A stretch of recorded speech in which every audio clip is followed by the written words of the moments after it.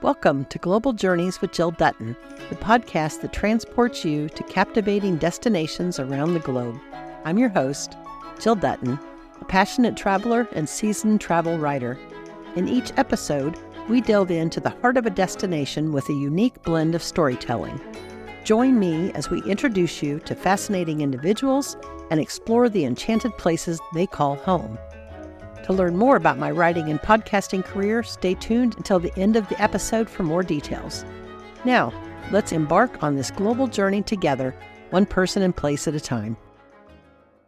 Today's episode takes us to the heart of Austria, to the enchanting town of Krems along the meandering Danube River. I was on a Viking river cruise along the Danube when I took a tour of Krems. It was a Sunday morning in Krems, Austria. The church bells rang as Elizabeth, the local tourism representative, and I walked the cobblestone streets of this ancient city. The pedestrian area was nearly empty as residents were at church and other tourists from our cruise were touring the Café. Many businesses were closed, but Thomas Hagmann, owner of Café-Konditorei Hagmann, had opened his store for me to sample a cappuccino and his award-winning chocolates. We sat down for a conversation about Austrian coffee culture and his sweet passion for creating delicacies. Austria is known for its rich cultural heritage, stunning landscapes, and of course, its vibrant coffee culture. The art of chocolate making is woven into the fabric of Austrian culinary traditions as well, and our journey today will unveil the sweet secrets behind this delectable craft.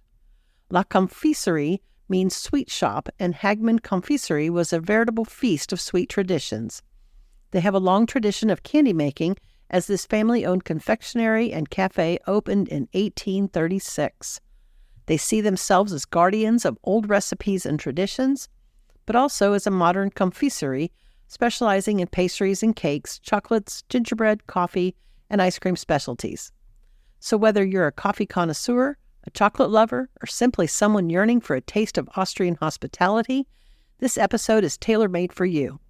Join us as we unravel the intricacies of Austrian coffee culture, delve into the world of chocolate making, and explore the story behind Café-Konditorei Hagmann. Get ready for an immersive journey through flavors, culture, and the passionate craftsmanship that defines this extraordinary cafe. Without further ado, let's immerse ourselves in the magic that is Café-Konditorei Hagmann. It's an Austrian institution, the Vienna or the Austrian coffee house. The legend says that the first coffee house was founded in Vienna after the Austrian-Turkish War. The Turkish left the coffee in the city, and one guy founded the first coffee house. This was about 700. This is just a legend.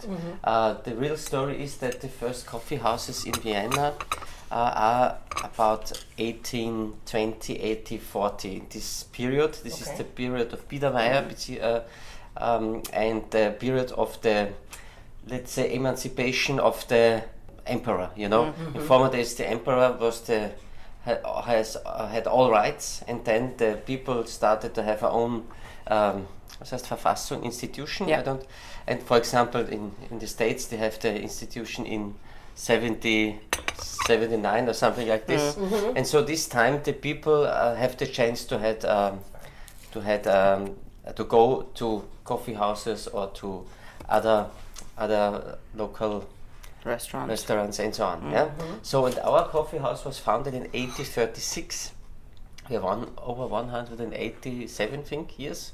So we are the first in this region, and we are approximately at the same time as the Viennese. Right? This was a privilege in these days, because Krems was an old city of trade, because we had the Danube and the crossing to the Bohemian region and to Italy. We was on the cross. And so we had, for example, the first mention of a chocolate trader is from 1776 about this, here in Krems. And this was really unusual for such a small city. And from this time we have this confectionery. We say confectionery. I don't know if it's a right translation. Konditorei is the German word. It means we are the specialists for all sweet dishes. In the other countries it's not so usual. You have the baker, baker make also sweet dishes and pastries, but in Austria we have, or in Middle Europe we have two parts. We have the baker for the bread, and all the sweet dishes is the conditor. Yeah? Translated to Zuckerbäcker means the sugar baker. Sugar baker. Yeah. Okay. And this firm is from 1836, and you know there is a long tradition of the family. We have just old books from different cakes and so on, and usually we have here the sweet dishes and so on, and on the first floor there's the bigger size. We serve, of course, coffee, small dishes and so on. Yeah? It's also institutional. People come here and have good conversation, reading newspapers and so on. It's the Austrian way of life, you can say it. Yeah. It's delicious.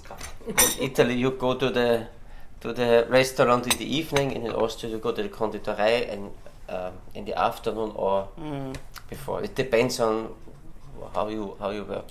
What's your work? And also like the work days, like the day it is. It also depends, but it's really part of just Austrian living, kind of like even young people are like, let's go for a coffee, and it's just something you do. Yes. The Wachau, also the Kremser or the Wachauer had some things to the Austrian confectionery. For example, you know the apricot, you will go to Mr. Hellerschmidt? Yeah. Mr. Hellerschmidt produces everything from apricot, and nearly the same it's for us. You have now here the Wachauer Kugel. Yeah, it's similar to the Mozart Kugel, but this one is better, of course. I can explain you the reason, because this is with nougat and marzipan and apricot. And the Mozart Kugel, for example, there is nougat, marzipan and pistas. But here in the Wachau we have everything with the apricot. Yes. Apricot, everywhere apricot. and when you taste it, and you taste the Mozart Kugel, when you buy it, the Mozart Kugel is hard inside, because the most Mozart Kugeln are industrial products, but we make it by hand for our own, and if you see it, our feeling is soft because it's fresh. I made this one last week, and it's just one product, a typical product from us. And do you sell just from the store, or do you also, ship? We have some retailers, but very small, so specialties. We are not in the supermarket or something like this. We have our own, we have market segment. We're we are a small structure family firm. We have, of course, online, internet. Oh, okay. That's of course. And we have, for example, the Sachertorte. Is not a Viennese specialty. Sachertorte is one of the main ingredients of a Sachertorte is the chocolate and the apricot marmalade, apricot jam. And we are here in the special area from the apricot jam. So the Sachertorte is also a very important product for our firm.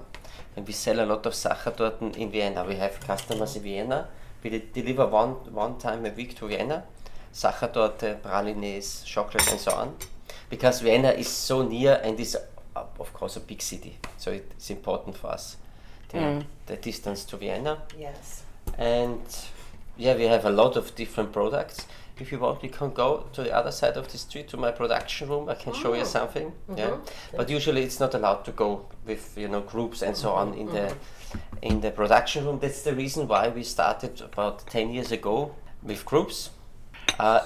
In the first floor, we have a lot of space in the first floor, and there we make presentation. Usually I make the presentation. We have other Dress. Yes, it's another dress code, like the traditional. Yes. The dress code. Yes. Yeah. This is my dress, and then we have introduction in chocolate. Usually I make it for people about 25 to 30 is the maximum. The limit. Yeah. I'm sorry, how many people? 25 to 30 people. 25 to 30 yeah. people. Because then there are just too many people, and they can't We have rotation. If there are many people, for example, we have booking with 100 people, so I have to separate it in 3 parts. Okay. And first of all, they gave a coffee or tea or something with a small cake, a chocolate cake, but not a Sachertorte. It's a very nice. It's a lighter version of the Sacher cake. Yeah, so it's easy to eat. It's a simple reason, because I learned if the people come to a chocolate tasting, they eat a lot at the beginning, and then they have problems with the. Okay, so we start always the same. We have coffee and a little cake, so the people can taste it. Usually, then they are begeistert. They are very euphoric after this, you know. Yeah. Okay, They love it. Yeah. And then I start with the presentation. That means I explain them what's chocolate, what's cacao, what the ingredients. Then we have some tastings from dark chocolate to milk chocolate, white chocolate. Then we make some pralines. I make some pralines in front of them with caramel filling. Then I make a lot of small things and give them to taste. And in the end of the presentation, we make a range of our chocolates. We have typical chocolate from our region. So we are not, I told you I'm not in the industrial producers, we have only things from here. And then I have 2 or 3 samples for this chocolate, so the people get a lot of chocolate if they want. Yeah? So that's the reason why it's important they drink a coffee and a cake before starting, otherwise it's not good for them. So, and then after this, the people have the chance to go downstairs, and the most of them buy something, specialties. We have here our shop with some, souvenirs and so on. Only, but no industrial souvenirs, always handmade. Do you also sell coffee beans so that people can? No, I made these coffee beans, but I have 2 different types of coffee. I can show you. I have a Viennese coffee, because this the roasting of the Viennese coffee is a little bit lighter, and the black one is a Italian roasting, because it's more harsh. It's Italian. It's a cappuccino with milk. You need a little bit more. More aroma in this coffee, and this is not a typical product for us, because we don't roast it for ourselves. Okay. I never heard that the tourists want a coffee, but maybe in the future. I made small packages with our name and so on. I made this, but we left it 20 years ago. Then I said, okay, nobody wants it. So. I was just curious because it's such good coffee. We do have one roastery in Krems, actually, Okay. Café Campus. Yes. What was it again? Café Campus, so like coffee campus, like campus of coffee. Yeah. And they roast, and they also, like, for example, there are a few of course we have more coffee houses. This is the oldest one, most traditional one. That's why I wanted to show you. And especially because it's with the pastries and the chocolate tasting. But there are also like more, and the Café Campus makes, for example, roastings especially for this coffee house. So for example, there's their own roasting for Paul de Fitzka and their own roasting for that. So yeah, they do that. And so it's kind of like, the thing that you have that maybe the other coffee houses don't have. Okay. And Thomas roasts his own. yeah. And Café Campus is also like, they also have a small coffee shop with it, but it's not like here where everything is served and where you say it's traditional. Café Campus has more of Starbucks, because you have to go get it yourself, for example. It's still, like, people love it because they have their own roastery, but they're not the typical coffee house. This is, we call it's a surprise chocolate, because I don't know what's inside. These are the edges of the regular chocolate, Oh. This, I don't know what it is. Just taste it. This is with milk chocolate, and this is. Is it butter? Like a... No, butter. Butter is not inside. It's just chocolate with. Usually you have a liquid. You have to. Our filling is a soft filling. It's the same like in the Mozart, the Wachauer Kugeln, because this is an indicator for handmade product. If you buy an industrial product, it's usually hard because they produce on stock. We produce every week fresh. I can show you over there, because we are a very small structured firm. And so we start on Monday, and on Friday everything has out of the production room, because we start on Monday again, and we only make customized products. So if you order, for example, you have own types of chocolate, then we produce it fresh. We don't produce on stock. And you should taste this because it's very fresh. You have a very good tasting, and it's completely different to a industrial chocolate from the supermarket or for the gas station or whatever. It's so soft, but I mean. Okay. Taste this also good. I think that's. Oh, this one. Is that one apricot? But this one's more like a truffle or just a chocolate filling. Yeah, truffle is a name for. We also have truffles for the. I just couldn't think of the word for the filling. Yes, the truffle is a term of our profession, and the right term is ganache. It's a French ganache. name. Thank you. Yes, ganache. And it's always a combination of liquid and chocolate. For example, the simplest ganache is the 50-50%. You have 50% cream, not whipped cream, and 50% chocolate. I explained everything in this presentation. Oh yes. And the cake, I told you, in the first step, it's a Trüffelschnitte. That means it's a cake with this ganache. You can, we say crème parisienne. You can whip it, yeah, and then you have a very light a variety of a chocolate cake, and then on the top you have the ganache as a icing is the name of it, gazur, yeah. And this I explained everything in this presentation, and I'm of course a confectioner, so I can explain to people a lot of stories behind the typical Austrian specialities, and so it's every presentation is different, of course, because I have an interaction with the people, and it's usually very funny, you know. I bet. But this one is apricot. Yes, this is. I think this is. We have now Christmas chocolates, you know, and I don't know what it is because these are the edges of the and they make the chocolate, and we call it surprise chocolate because, but it tastes very good. And people love it if you give it to them as a giveaway. Yeah.